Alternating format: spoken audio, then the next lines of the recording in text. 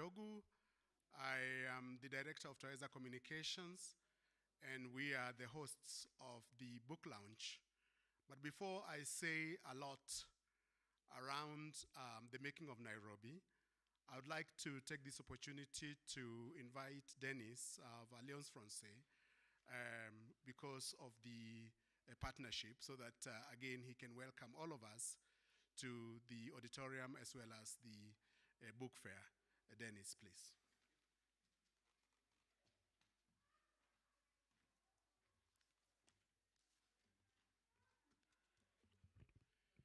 Thank you, Professor.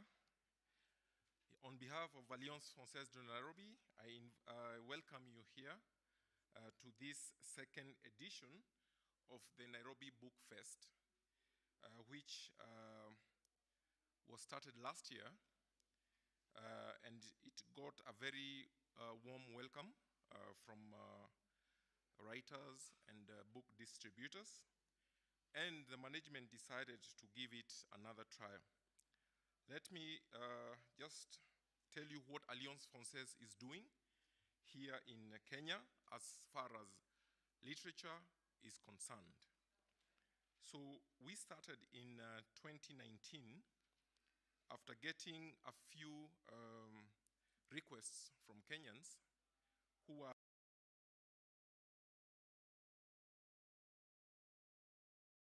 the expenses that go around with getting a space, hiring a PA system. They were finding it a bit difficult. So I got a request from a young Kenyan if we could use, or if he could use the library, the multimedia library space on the first floor. I approached management and they agreed, and we were surprised by the turnout. We had 100 people who came. And then this request started coming up, and from last year, every Saturday is fully booked with Kenyan writers who are launching their books. We've done so far 66 book launches, and all these are at no cost to the writer. Just like the participants of Nairobi Book Fest, Alliance Francaise is purely financing everything. We do not ask for that, and that is our way of giving back to Kenyans, and especially the ones under literature. One thing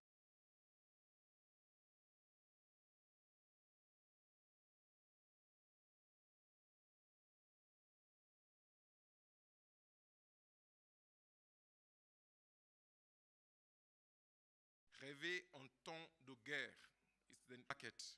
Remember, in April, DRC Congo entered into the East African community, and the whole of East African community population is roughly over 200 million.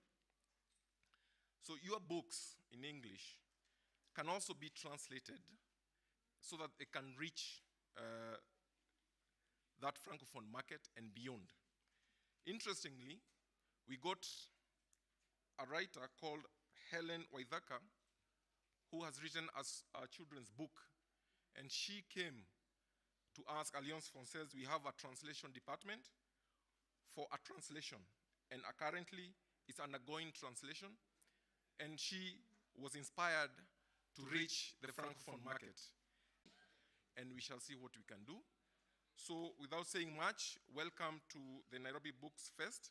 Tomorrow, Sunday, is when it's ending, and we shall have a children's storytelling session from 2 p.m. and then later followed by a comic event, a discussion around comics written by Kenyan illustrators. It will be here. And if you'd like to see some of their work, they are on the first floor of this building. So you're most welcome for tomorrow, for the storytelling session, and for the comic illustration discussion. With those few words, thank you very much.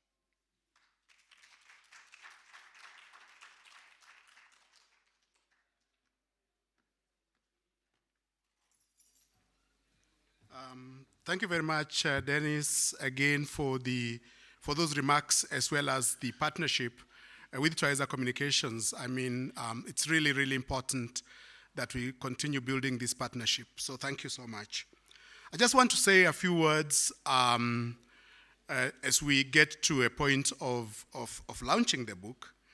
Twaiza Communications works generally in the areas of arts, culture, and media. So that's really our principal area of engagement. But we do have a publishing capacity and a publishing commitment. And this publishing commitment stems from the recognition that there is knowledge that should be available to Kenyans, but the commercial publishers are not likely to pick it because the publication may not be commercially viable. So over the last decade, we have been extremely deliberate in terms of picking books that are critical to Kenyans, to East Africans, and actually generally to the continent, but are not likely to be published by commercial publishers who are very focused on school textbooks. So what we do is we try to get into arrangements with the writers as well as other publishers so that we can make that knowledge available. So over the last few years, we have engaged James Curry of the UK to really work with us, and now they are reaching out very deliberately so that we can co-publish with them. And that is very important for us, really, because then researchers who do work in East Africa can have an opportunity of giving back to the communities that they researched and so on, the product of the research.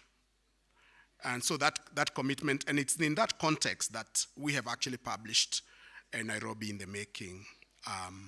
And we have also another publication on Apollo, the mission of Apollo in Uganda, again, coming from James Curry, and which we published a couple of months ago.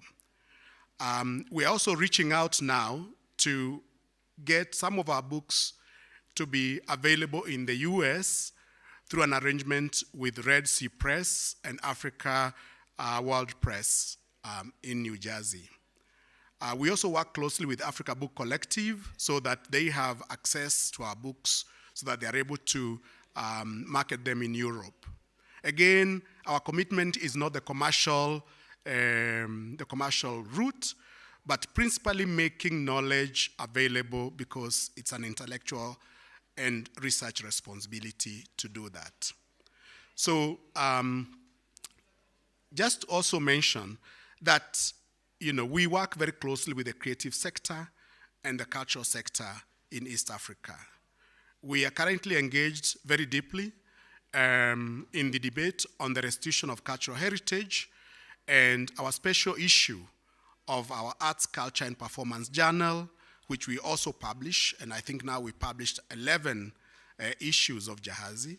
The most recent issue was on restitution of cultural heritage. And we are now working on another one on popular culture, which will be coming out in the next few weeks. So again, the commitment is sharing of knowledge, connecting with the practice, connecting academicians with practice, researchers with practice, and communities, and so forth and so on. So, so that's where we are. And of course, I myself, as a writer, as a researcher, as a scholar, also using this opportunity to push forward a set of ideas and philosophies that we believe in. So using the platform to do that and to push certain advocacy and knowledge parameters. So I wanted to make those remarks really to contextualize the work that we do and to say really how privileged we are to have published Constance Smith's Nairobi in the Making. It's an extremely important publication, and as we shall be seeing, not just from her remarks, but also from the panel discussion, and so forth, as well as our own interaction with the book. And we want to encourage each one of you to buy. I mean, it's not expensive. We're just trying to recoup our printing costs. That's it. We're not making any profit out of this. Now, to prepare Dr. Constance Smith before she makes her remarks, I would like us to watch a short video produced about growing up in Nairobi, so that we also hear community voices about growing up in Nairobi, and then Constance Smith will make her remarks, and then we'll have a panel discussion moderated by Dr. Caroline Mose, and then we'll be able to move forward from there. So we can have our short video, and you'll see a lot of familiar faces in the video. So, karibuni sana.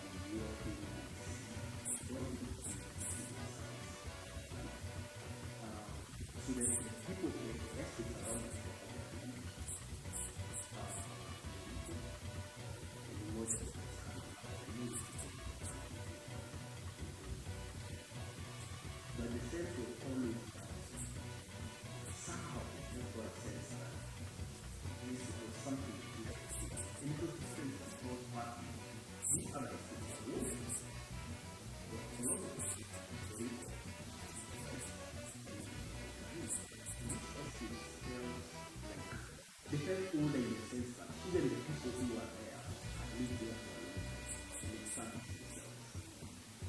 So growing up there was quite fascinating because a lot of people who were in this place, it was very vibrant, but also a lot of us too, because I would commute in the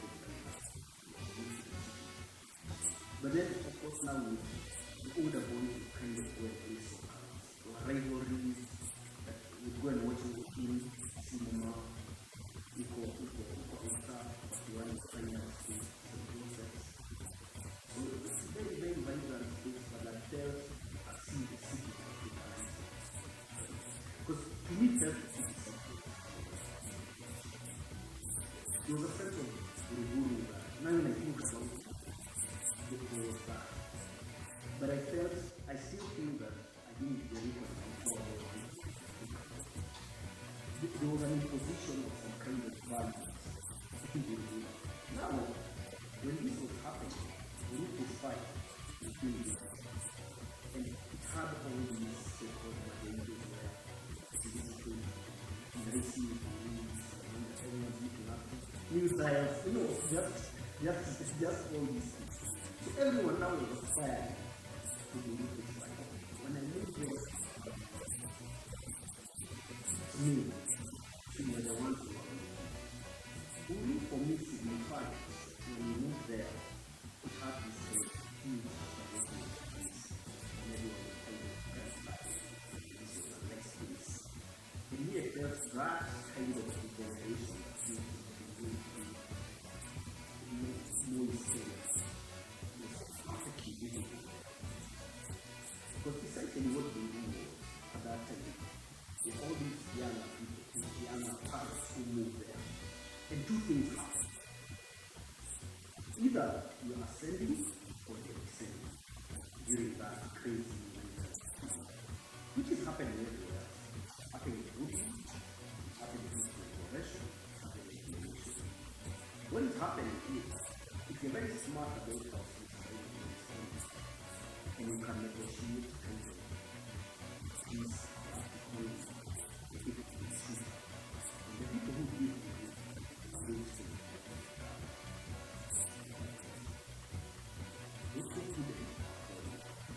you could see people who are kind of silver and they didn't even last. And then there are people you see, for those people who end up with some really bad. It was really, really bad, especially families that break up.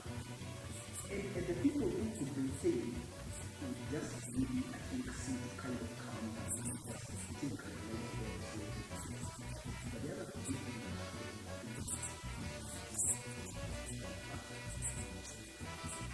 US, especially, I'm telling you that there's a continent to our community for people who are living or to make sure that people run family. They end up to set themselves up. You know, Matatu have to say, Matatu were just basic. And pick up with that. Manyanga, that super Manyanga, I remember and they were free. Matatu reflect equality. You know, almost every family that comes, they live around in the school. But as things become tougher, public transport becomes tougher. And once public transport is silent, becomes silent, it is success. This is how it happens. Because before we look at it, we think and disease. This is the first place that you have proper Manyanga. And it is because the ride is so short of hours. There's so much all like traffic. Right? So you can sustain that really. That was the first place. And you know this is going to carry a certain kind of popular culture. At some point you reach a point where just people stop using it. So you notice that people have no car. Gary is really, really important.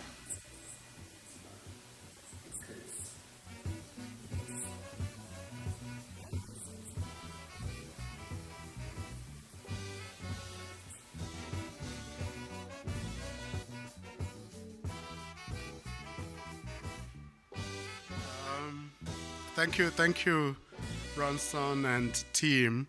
That was me in conversation with Billy Kahora. And I really want to thank our production team for putting this rather, short documentary together for purposes of today's launch to set the stage for Caroline's remarks.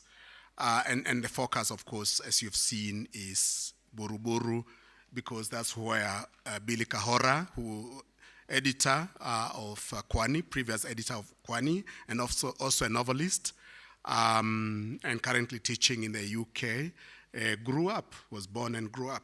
So I want to introduce Constance Smith. So Dr. Constance Smith is a social anthropologist at the University of Manchester in the United Kingdom. Her work focuses on the anthropology of architecture, time, and urban change. In particular, she is interested in the shifting landscapes of buildings, planning, and infrastructure, and how their materialities influence how we engage with the past and anticipate the future. She has conducted extensive fieldwork in African cities, including Nairobi, Kampala, and Addis Ababa, as well as in the United Kingdom. She holds a PhD from the University College of London and an MA from Columbia University in New York. In 2019, Dr. Smith was awarded a UK Research and Innovation Future Leader Fellowship to develop a major new project on high-rise landscapes and housing failures in London and Nairobi. and taking the recent spate of tower block collapses at its starting point. This examines the lives and afterlives of buildings and materials, working closely with local communities as well as urban practitioners, artists, and campaigners. The research explores the relationship between urban landscapes, construction materials, and processes of demolition and recycling to consider how new politics and new urban futures might take shape in the rubble. And I must say that it's really a pleasure to have published, Constance Smith, and I think this is now an opportunity for her to make some remarks in which she contextualizes the process of putting together the publication. Caroline. Constance, rather.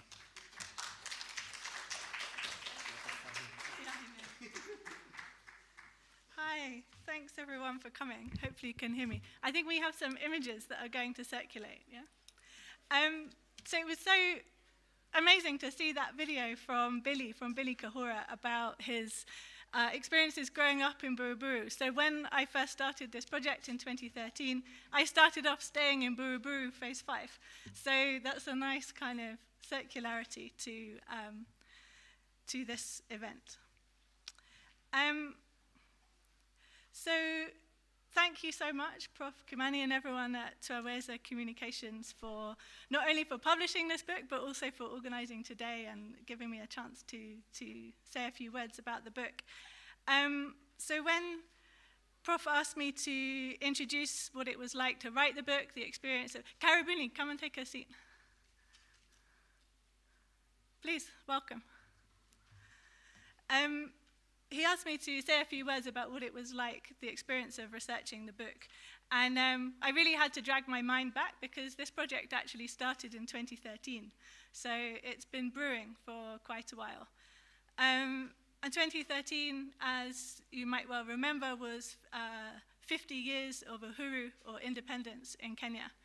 And so this seemed like a very good moment to reflect not only on the colonial legacies of Kenya and of Nairobi and how those colonial legacies were still influencing life, but also to think about the future of the city and what might come next.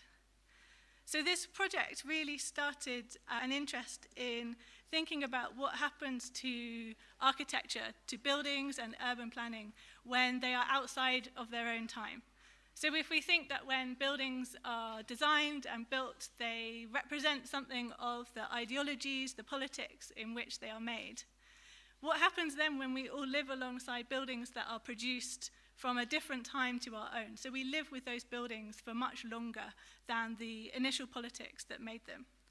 So that was really my starting point. And the idea for this project was to bring together my background interests in African history, also I used to work in museums and galleries, so also my interest in material culture and design, and then also social anthropology, so thinking about the social lives and everyday realities of how people make their way in the world. And my interest in Kaloleni, which is the focus of this book, and you're seeing some images rotating through of some of the scenes of what it looks like today. My interest in Kaloleni really started because it seemed to encapsulate some of these themes. So it was designed in the 1940s by British colonial authorities as what they called a model urban neighborhood. And the idea was that this would become a way of creating a new kind of urban community specifically aimed at African families. And a bit like how Billy was describing Buruburu as a kind of place of aspiration and hope when it was first built, there was an element of that in Kaloleni too, in the sense that it was one of the first purpose-designed neighborhoods. It had very strong sense of order and facilities. It came with a clinic and a library and a school and a social center, as well as housing. So it was designed as this kind of all-encompassing, holistic community. But it was also very tightly regulated and very much designed along the ideals of British colonial control and not with the ideals of those residents who were going to come into the estate. So when people moved into the estate, they had to sign up to these very, very strict tenancy agreements that included things like the compulsory registration of overnight guests. All the houses had to be fumigated every 6 months. That you had, well, the one thing that many older people, good timing, in fact remember is that everywhere in Kaloleni were these signs that said, keep off the grass. And so though it had lots of public space, it was very open and grassy and green. In fact, none of that space was accessible if you lived there. So I was really interested in what happened to these kinds of spaces, very, very ideological spaces, and what happened to that neighborhood over the intervening 70 years since it was designed. So that was my starting point, and I was very fortunate to, on pretty much day one of arriving in Nairobi, through a mutual colleague, I was put in touch with Pino, who is sat back here, and he took me to, thank you, Pino, and he took me to Kaloleni, which is where he also partly grew up, and introduced me to the neighborhood in practice. And so after some time, I was able to live there with a family. I don't know if some of them are here. Maybe the Nyanya family is one. Hello, Asante. And so through that, I was able to get this very in-depth, everyday experience of life in Kaloleni. So my interest then about what happened to these spaces out of their own time was really shaken up right from the outset, because while I was coming to think about history and what happened to history and how do we live with these material legacies of the past, then when I arrived, pretty much everyone was talking about how Kaloleni was going to be demolished and that the future was so uncertain, we didn't know what was coming next, maybe people will get new houses, maybe they'll be evicted. And so I started to see that this was also a project about the future as much as about the past. And so that moment in 2013, as many of you will remember, was pretty much the peak of Vision 2030. Everyone was talking about what Vision 2030 was going to be, how it was going to remake Nairobi into this global city.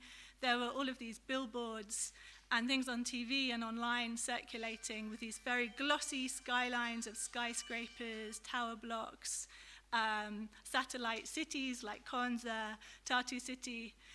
And we can see now that this has slightly gone down to be replaced with other narratives. But at that moment, this was the very strong narrative about urban change, urban regeneration. And at some point, you might see a billboard image that's going to come up, which appeared on the outside of Kaloleni on Jogo Road, which showed these skyscrapers and a sign at the bottom that says Caribou Kaloleni. And it was a sign for the new Kaloleni that appeared pretty much overnight. So the whole experience of writing this book was both an attempt to think about how we live with the material remains of the past, how people continually rework them, rescript them, and remake their neighborhood anew in ways that kind of undo many of those colonial intentions. But also how people were thinking about those histories of origin and of belonging to the city to try and secure themselves in the future Nairobi. So concerns that there wouldn't be space to belong to this new image of Vision 2030 that was going to remake Nairobi anew. And how could people think about the spaces where they lived in ways that could be made recognizable to the authorities, to the city, to the state, and to have that significance of their estate recognized. And this was really brought home to me one day. Maybe I can just quickly tell a short story. When I was taking a walk in Kaloleni with the chairman of the Residents Association, and he took me to the social hall, and he was showing me how there were many tiles missing from the roof, there were windows that were damaged, and he said, you know, it's such a shame that Kaloleni has become so run down. You know, the state, they're no longer delivering the services that they should. And it's such a shame because, you know, Kenya grew from here.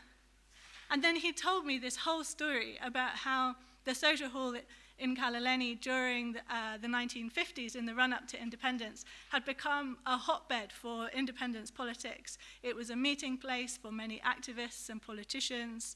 And in fact, the social hall became dubbed the Houses of Parliament. And so he told me a whole story about the significance of Kaloleni and the spaces and the design and the buildings of it that had been completely repurposed from their colonial intentions and repurposed for a different kind of politics that he saw as the beginning of independent Kenya. Now, that's not a story that I've read in any other history of Nairobi or of Kenya. And of course, I'm sure if you go to many other neighborhoods, you will hear similar or related stories. But for me, it was a really critical moment in showing how people relate to the past, always from the present. And so normally when we study history, we think of the past as somewhere else, a separate place or a separate time with distance from where we are now.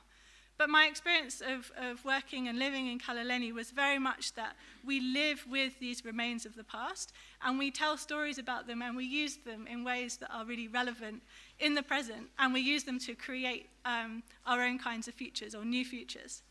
And so that was really, I think we can say, is the main argument of this book, is thinking about how we experience time and also how we experience place. And that, my interest in this idea that architecture, what happens to architecture that is out of its time, was completely the wrong starting point, because it is always in time. We are always starting from where we are now. And, since I finished this, so this is the billboard that appeared on Jogo Road. And you can see how people are constantly reworking and remaking these architectures in ways that were useful in the present. So I think that's pretty much all I wanted to say, but just that my interest really since working on this project has been to think about cities as landscapes that are made over time, these places of accumulation where things build up, whether that's histories and stories, family life, social life, but also infrastructures, materials, earth, remains, and that we're constantly remixing and reconfiguring these anew, and that, if I did this project again, it would look different already because Nairobi is changing so fast. But I think there's a way in which we still see how these older legacies from the past get remixed into the present. So thank you once again.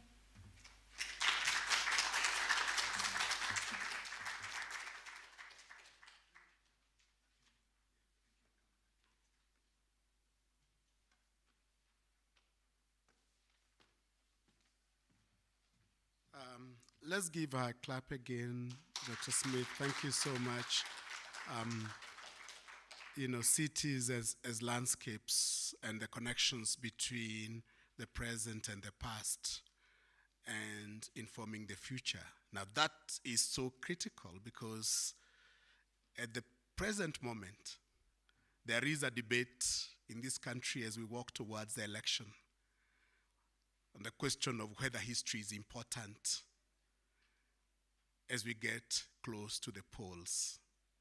And one set believes that history is completely unimportant and irrelevant. And the debate that is taking place in this country at this moment, of course, I belong to the school of thought which believes that history is absolutely critical to our understanding of the present and the future, and that any leader who seeks to suppress the reflection of the past, is doing a lot of disservice to the nation state.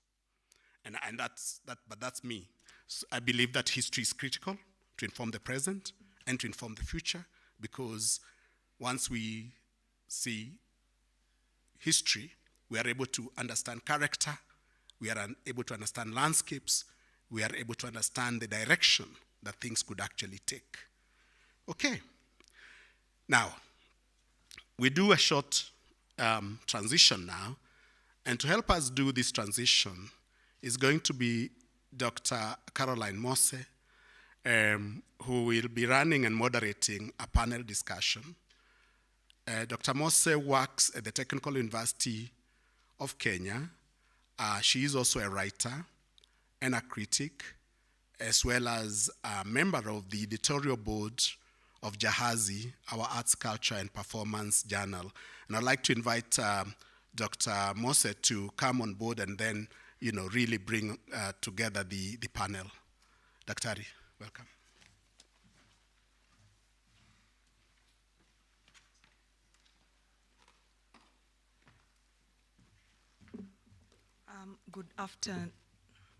Good afternoon, everyone. Good afternoon. Prof has, take off my mask. Sorry. Good afternoon. So, asante, Prof, for you have already introduced me. So I'm just going to say my name is Caroline Mose, as he said. And we are going to have a short panel. But I want to say we are not necessarily going to be dissecting the book Nairobi in the Making. We're just going to be using it as a stepping stone and a launch pad to talk about Nairobi. And we will be asking members of the audience at some point to just chip in and jump in if you have any reflections about Nairobi, your experiences in Nairobi. And they don't have to be experiences going back 40, 50 years. I myself am a very new entrant into Nairobi, but I feel as if this is my home. So we will be inviting members of the audience to just, if you have any questions, any reflections, to join us. So without wasting any more time, I'm going to invite members of the panel to please join me up here, including the author, Constance. Karibuni.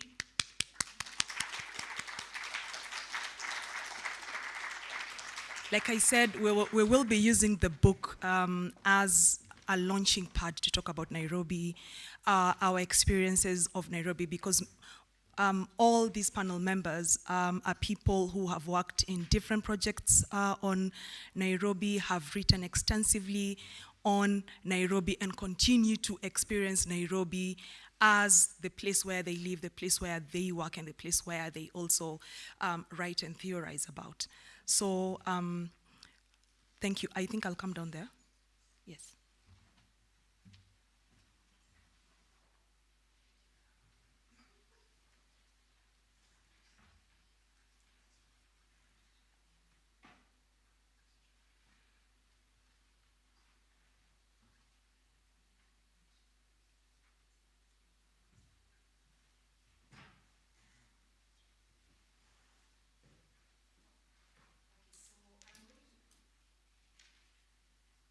I'm going to ask the members of the panel, just briefly introduce yourself, and then introduce why you think you're up here with me, in terms of the cause of the conversation that you bring into Nairobi in the Making. So we will start from my right. Thank you, Carol. Good afternoon, everybody. My name is Garnet Olochalunya, and I am with the Jahazi Advisory Board, as well as with the Go Down Arts Center. And I think I'm here this afternoon because of the work that the Go Down Arts Center has done in Nairobi, and particularly with a street festival and a neighborhood festival called Nainihu. So I think I'll be talking a little bit about that this afternoon. Thanks. Welcome, Garnet. To my immediate left. I think the mic is down there.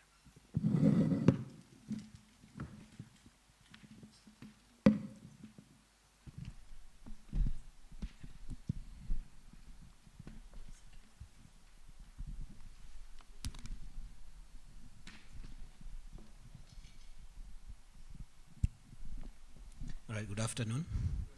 My name is George Gadege, and I teach at the School of Journalism at the University of Nairobi. I like to think about myself as somebody who started off in the margins of Nairobi. I was born and brought up in Ngong, but also interestingly, my parents were born in Dagoretti, in the then Nairobi. In the early years of colonial period. And so over time, I think, growing up and moving into Nairobi, I've seen a lot of transformation, a lot of intergenerational changing realities, and that's how I like to think about Nairobi. I've been interested in works of popular culture, especially music and language, and I think that's where I come into this conversation. Thank you. All right. Karibu sana. And our author, please reintroduce yourself and why you think you're back up here. Thanks, Caroline.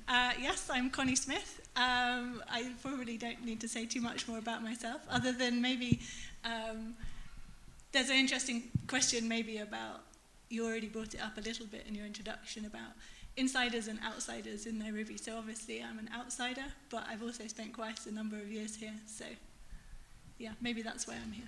All right.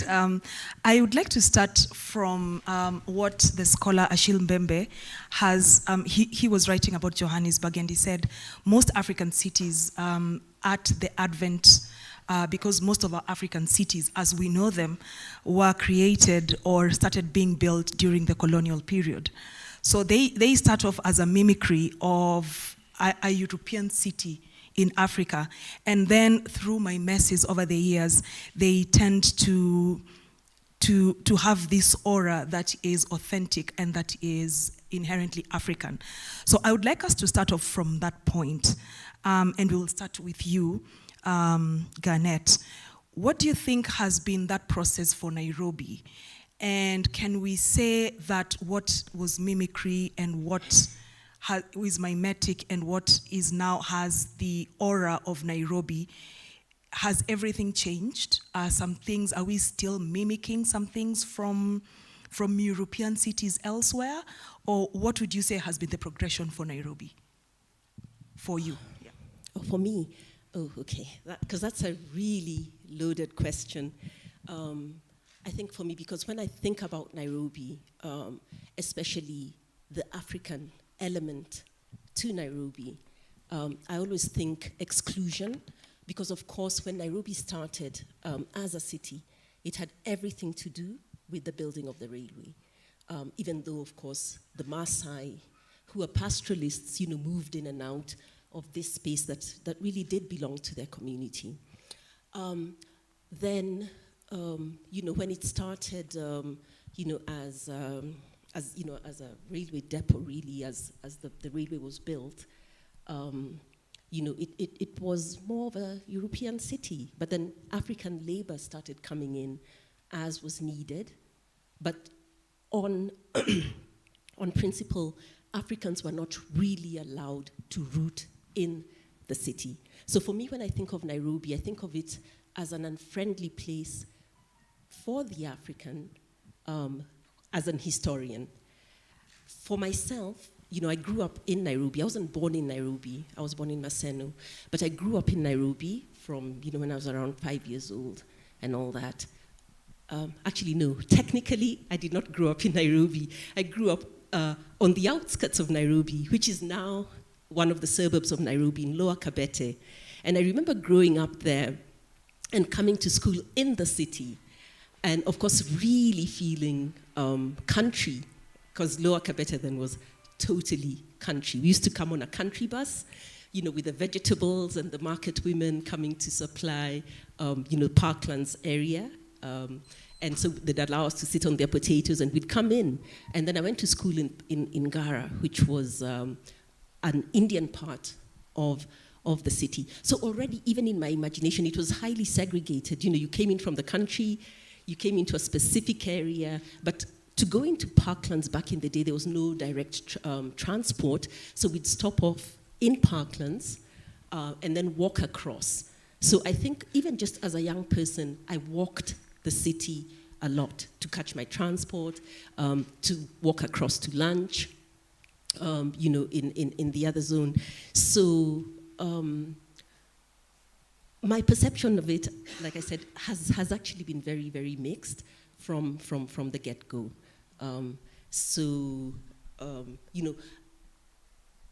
Bringing it back to, like I said, I would be talking a little bit about Nainihu, if I may do so now.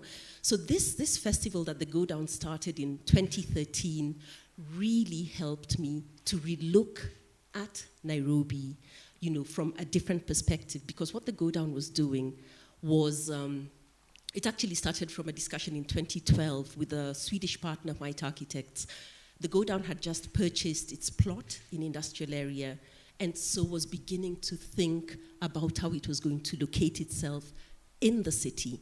And so in our first conversation, which we held in town at the Stanley Hotel, and invited a lot of young Kenyans, again, to think about their sense of belonging, because we all had these mixed stories about how we felt within the city. And invariably, the young people would stand up and say, I was born in Nairobi, but my parents came from elsewhere. Or my parents were also born in Nairobi, but, when I retire or when I think of home, I think of village A or village B or village C. And we kept thinking, so who belongs to Nairobi? Who actually lives here and thinks of Nairobi in terms of, the building of the infrastructure? Because that was what we were really thinking of doing, of taking care of the city, of investing in the city. And at the end of the day, everybody was like, I don't know, I really don't feel that sense of belonging. And so the festival was all about getting people to really identify, A, and then B, develop a sense of belonging around their specific neighborhoods. And so we chose 11 zones, from Mukuru to Muthaiga. And we decided to go everywhere because we said all these people are Nairobians, so that we could examine and see, where this sense of disquiet came from, whether you are African, whether you are of Asian origin, or whether you were European. So we decided to actually go into all areas and come up with something with Nainihu. So that is actually where it all started. Right. Yeah. I'll come back to you on who owns Nairobi and what it means to identify in and own different spaces. Yeah. George, Daktari, to you as well, when you think about Nairobi, and of course, you did say you grew up on the outskirts of Nairobi, although now, because Nairobi is this whole metropolitan, I think it extends all the way to Athi River, Ngong, and all those other spaces. What would you say is your experience of Nairobi? I think for me, the experience of Nairobi has changed over time. So when we were growing up, and as Garnett says, Ngong was a rural area. So I think for my first 15 years, I spent time in the grazing field.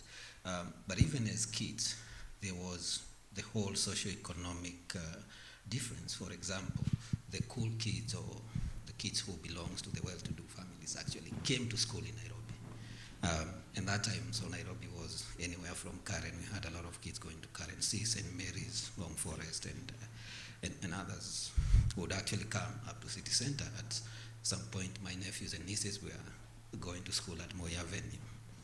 So we grew up with that distinction, and you could hear it in language and all that. And the whole thread for me spread, become more real when I was in college, and I had an opportunity, although I knew Kibera, we would go to the showground, I would come to the city, but this time I was in a team that was doing a household survey on health in Kibera. And I think for the first time I came in touch with the urban reality, and we would get into the house and ask how many people live here, and they would say 8 people. And that's a single 10 feet by 12 at most. And we would ask, the first is, how do you live? And then we started observing, so you would see a mattress on top, there's a sofa here. So that's the sort of Nairobi that, I started knowing. But then there are other questions of, for example, distance, and I find these very interesting because also growing up, Nairobi was a place that you could dash and go back, and as population has changed, people have moved into the peri-urban areas, so you have a lot of traffic. So yes, we talk about Nairobi. When I speak to other people and they ask me, where were you born? I say, in Ngong. Where is your village? I say Ngong. And they say, no, Ngong is Nairobi. So those very confusing realities having to really take up that now this is part of the larger urban areas and all that. But I think also for some of us, the way we got into Nairobi, I think it's through more popular culture. So if you wanted to go out, for example, you would come out and hang in the city. And the whole language, you know, growing up in the 90s and Sheng becoming, you know, the language of expression. So there are different realities, and I think for me, for example, moving now to the city 20 years ago, and I've for most time lived in the city, but you are making that dash, which is only actually, if you draw a straight line from here to where I grew up, it's about 19 kilometers. So it's quite a short distance, but there is still that distinction. And also as a parent who is bringing up kids born, you know, sort of within the city, but still they talk about going, you know, home. I think it's the home house distinction. So we say we have a house in Nairobi, but then the home is somewhere else. Thank you. Mm-hmm. Which brings me to you, Connie, because when I read your book, there's a part where you actually went, I think, to Western Kenya, or was it Nyanza, to find out how the people who had lived in Kaloleni, and I think had grown older, had then moved back to the rural area. So in your research, what did you feel is that connection between Nairobi and the rural? Is it that we just come to Nairobi to hustle and to kill ourselves and to get money, and then when we are spent, we disappear back to the village? Because I find that Nairobi has made older citizens very invisible.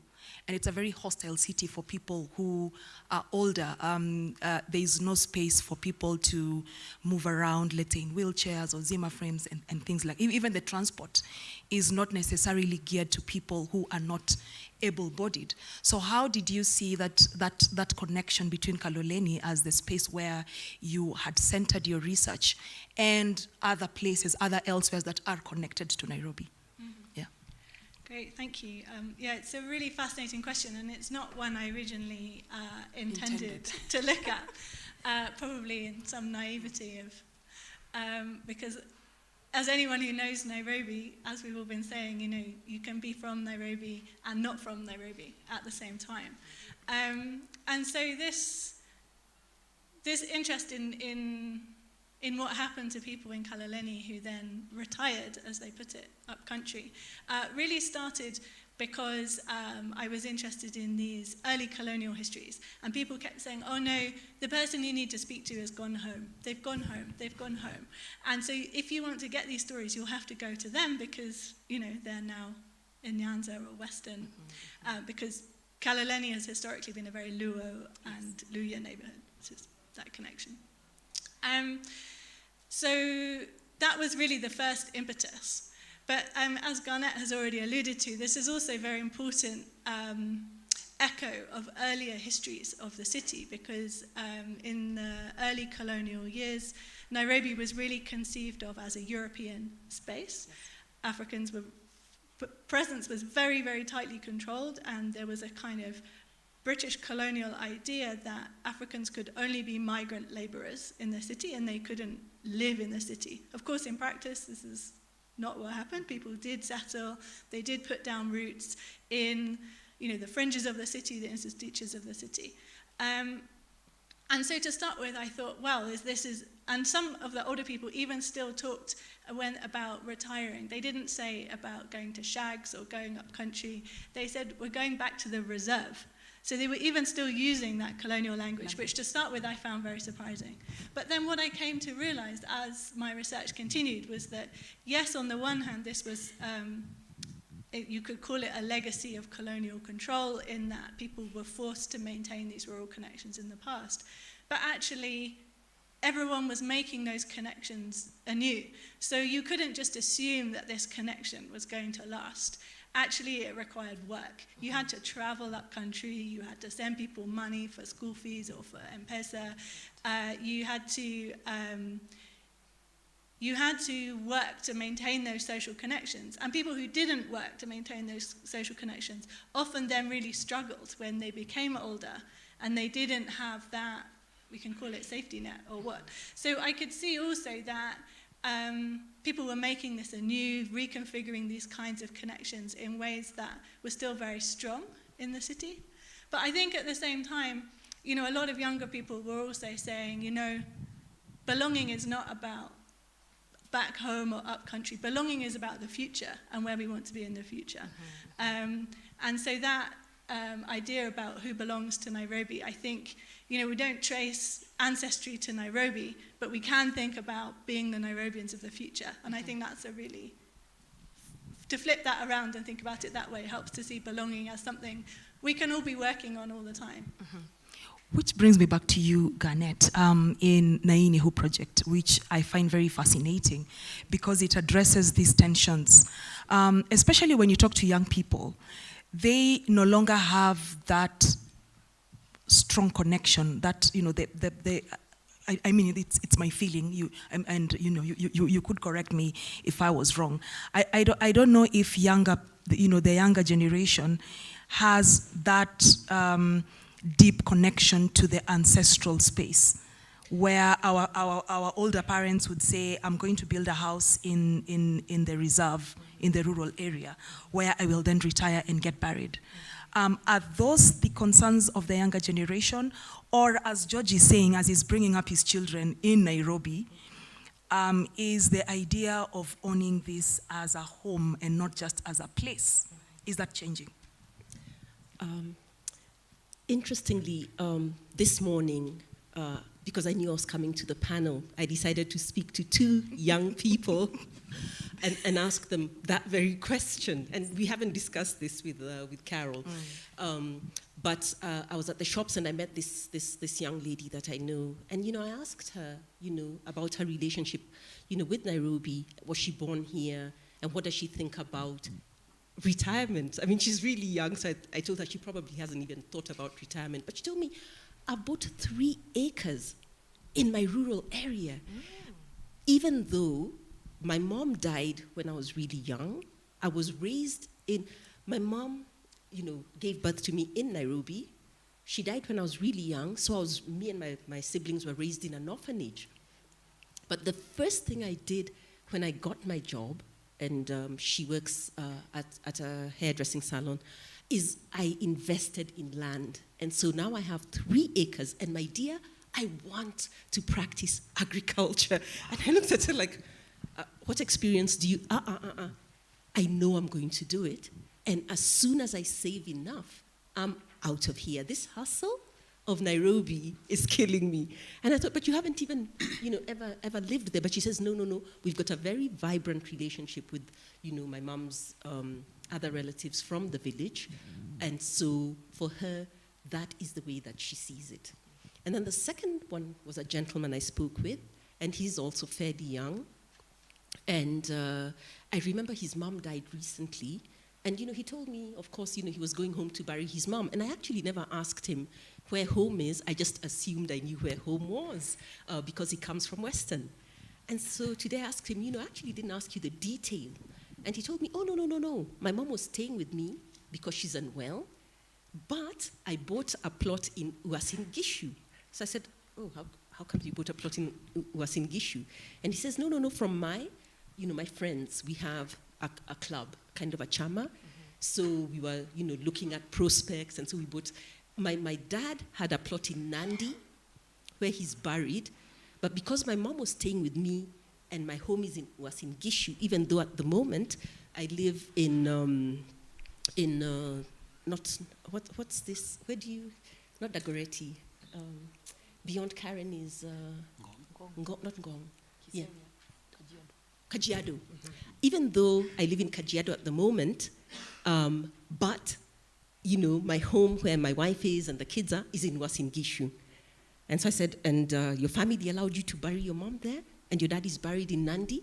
He said, hello, she was, my responsibility. She lived with me, and therefore, and he told me this, luckily we are only 4 siblings, so it's easy to negotiate.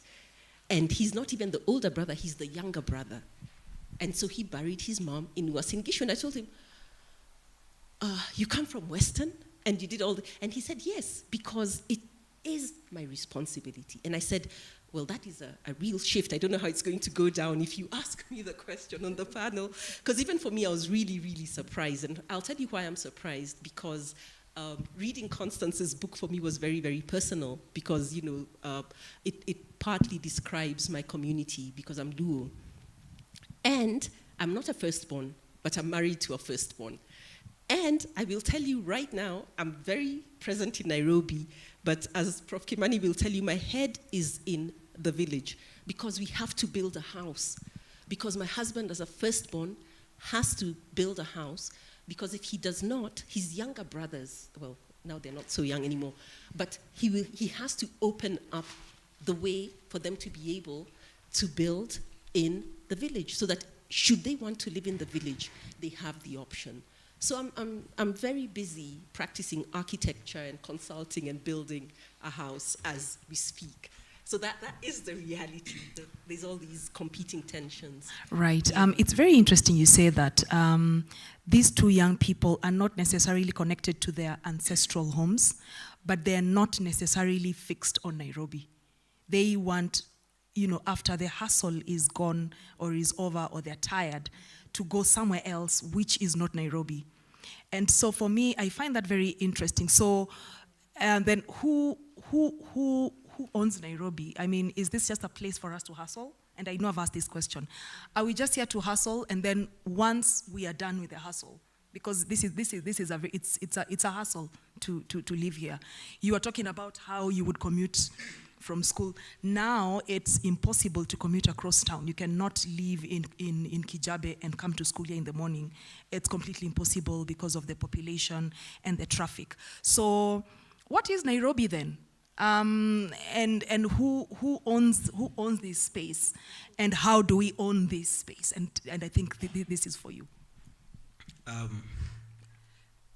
think I remember well the first time that we had people, for example, coming to Ngong was actually immediately after the 1982 coup. And during that time, I think people were, there are always those moments where people are shaken. And so I remember some family friends and the parents saying, the kids asked us, what are we doing in Nairobi? The moment for me that almost resembles that was what just happened 2 years ago, the COVID-19. Mm-hmm. And I think a lot of us young parents, were shaken. You live in an apartment and people felt imprisoned. Yes. So I remember some of my friends telling me, one of my friends was telling me, I remember you encouraging me to buy land in Ngong. I should have listened to you. And some of us actually ran away. Me and my family, we spent almost a year. I had to construct an office in what is almost a farm. And I think it is these moments of tensions that usually make us think about our relationship with the city. So most of the challenges that comes with the city, I think, usually make us rethink what kind of relationship we are going to have. But I think also the economic